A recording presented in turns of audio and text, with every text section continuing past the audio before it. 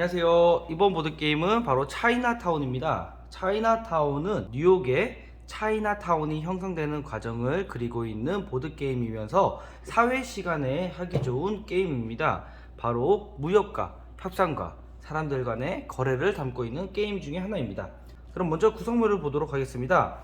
먼저 차이나타운을 담고 있는 게임판입니다. 게임판에는 1부터 85까지의 숫자가 적혀 있습니다. 이 숫자는 바로 그 차이나타운의 땅을 의미하는 것이며, 이렇게 숫자가 적혀 있는 땅 카드도 포함되어 있습니다. 63번의 카드를 가지고 있다 하면 이 바로 63번의 땅을 가지고 있는 권리를 갖고 있는 것입니다. 이 마커는 자신의 땅이 예를 들어 3번과 63번을 가지고 있다면 63번과 3번을 표시할 때 쓰고 있는 마커입니다. 돈도 포함하고 있습니다. 돈은 자세히 보시면 이렇게 $10,000짜리가 있고요. 그리고 $50,000짜리, $100,000짜리, $200,000짜리로 표현되어 있습니다. 이 목재 토큰은 이렇게 라운드를 표시하는 목재 토큰입니다. 이 게임은 1라운드부터 6라운드까지 진행되면서 1965년, 1966년, 1967년 이렇게 해서 1970년도까지 해서 6라운드를 진행하는 겁니다. 그래서 1라운드 때 시작하고 1라운드 끝이 났으면 2라운드로 넘기고 6라운드를 하고 마칩니다. 그리고 이렇게 이 게임을 설명하는 카드가 있습니다. 이 카드를 한 장씩 받게 되는데 이 카드에는 받는 건물 타일 개수와 갖고 있는 건물 타일 개수, 그리고 뽑는 점포 타일의 숫자가 표시되어 있습니다. 그리고 뒷면에 보시면 점포의 규모당 라운드당 받는 점포 타일의 금액이 적혀져 있습니다. 그리고 마지막으로 이렇게 검은색 주머니에는 이렇게 정사각형 모양의 점포 타일이 포함되어 있습니다.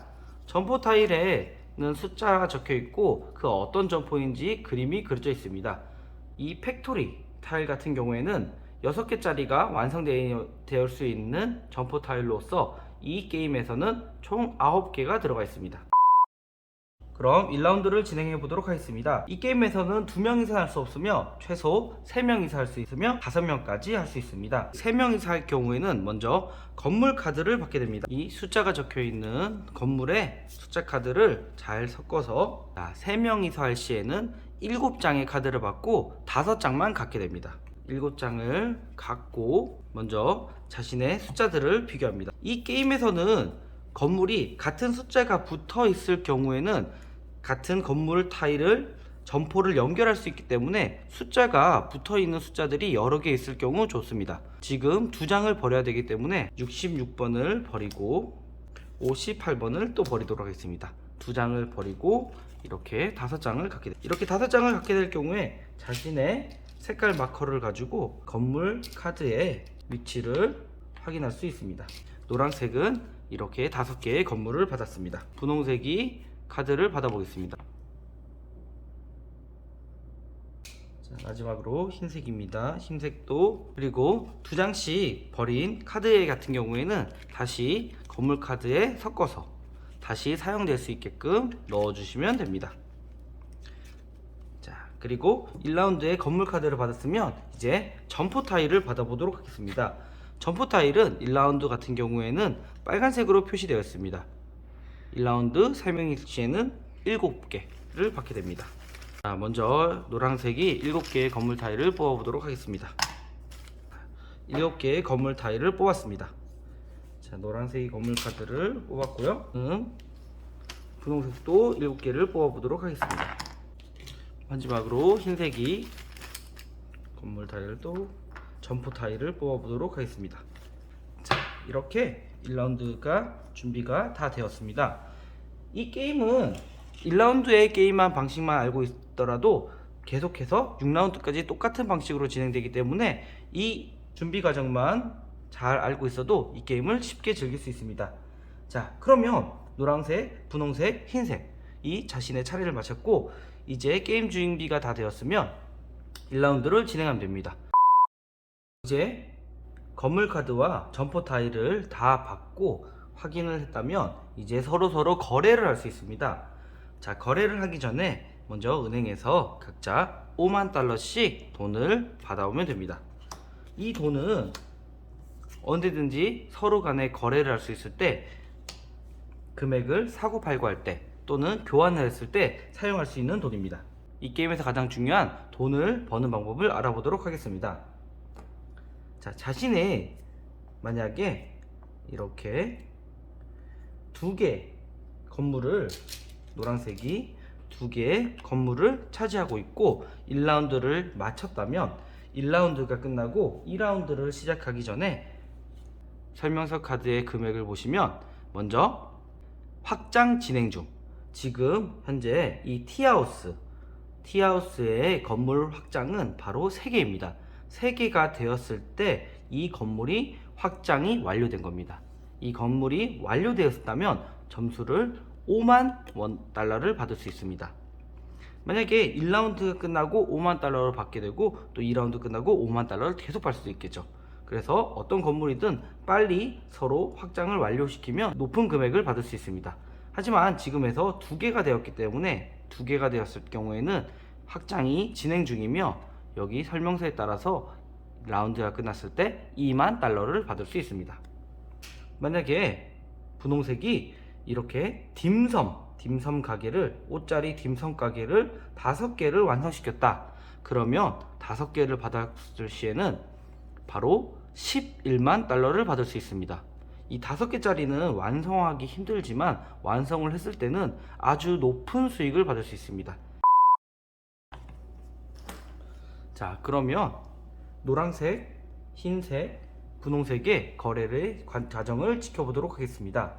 먼저 분홍색은 여기 2개를 같은 자기네 땅으로 하고 싶기 때문에 노란색에게 요청할 수 있습니다.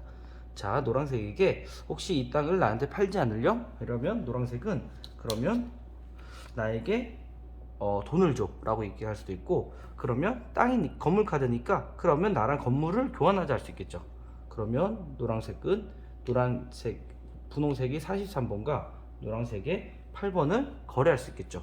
분홍색 같은 경우에는 이 8번을 갖게 될 경우 이렇게 기역자나 이렇게 미음 모양의 건물을 완성시킬 수 있기 때문에 이 8번의 건물을 갖는 것도 되게 좋을 것 같습니다. 자, 그러면 서로 어떻게 거래를 하냐면 서로 거래가 응했을 시에는 서로 바꾸면 됩니다.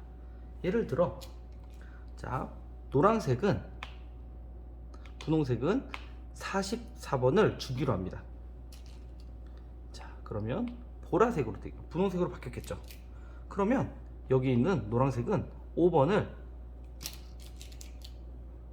받기로 합니다.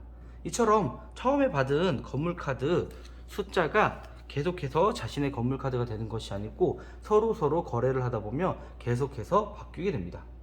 노란색은 또 여기에 있는 건물 카드에 욕심이 납니다. 그러면 자, 여기 3번을 나한테 팔지 않으려면 흰색에서 제한할 수 있겠죠. 그럼 흰색은 자신의 점포 타일을 보면서, 상대방의 점포 타일을 보면서 점포 타일을 요구할 수도 있습니다.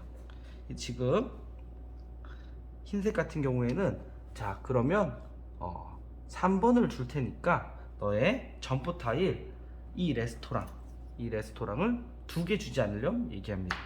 그러면 노란색은 거기에 응하기로 합니다.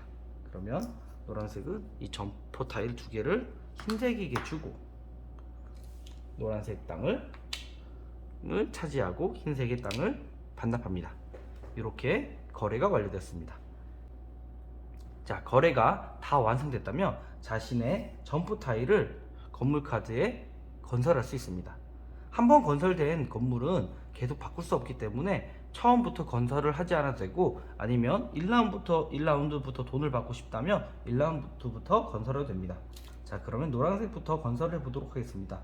노란색은 지금 붙어있는 타일이 많이 없기 때문에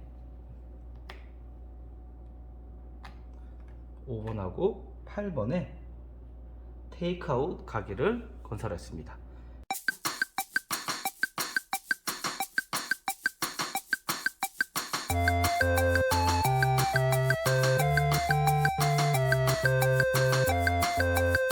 네 개짜리 보석 모양의 건설을 하였습니다. 이렇게 차례를 마쳤으면 이제 1라운드가 마치고 2라운드로 넘어가게 됩니다. 2라운드로 넘어갈 경우에 자신의 받은 건물의 수익금을 받을 수가 있습니다. 노란색 같은 경우에는 한 개, 지금 확장이 진행 중인 건물이 한 개가 있기 때문에 이 건물 $10,000, 이 건물 $10,000 해서 $20,000를 수익으로 받아오면 됩니다. 자, 다음 분홍색입니다. 분홍색은 연결된 게 두 개인데 한 개와 마찬가지로 두 개일 경우에는 $20,000네요. 자, $20,000를 받을 수 있고, 그리고 또 여기 한 개가 건물이 더 있으니까 또 $10,000에서 $30,000의 수익을 받았습니다. 처음에 이 건물 카드를 받는 규칙과 점포 타일을 받는 규칙만 잘 지킨다면 그렇게 어렵지 않은 게임이 될 수 있습니다. 초등학생 교실에서 사용하게 될 경우에는 이 라운드 규칙서와 다르게 그냥 무작정 5장 받고, 건물 타일도 점포 타일도 5개 받고, 그런 식으로 간소화 시켜 가지고 하게 된다면 교실에서도 충분히 활용할 수 있는 보드게임 중에 하나입니다. 특히 사회 시간에 무역과 협상과 거래를 이야기할 때 이 게임만큼 좋은 게임이 없는 것 같습니다.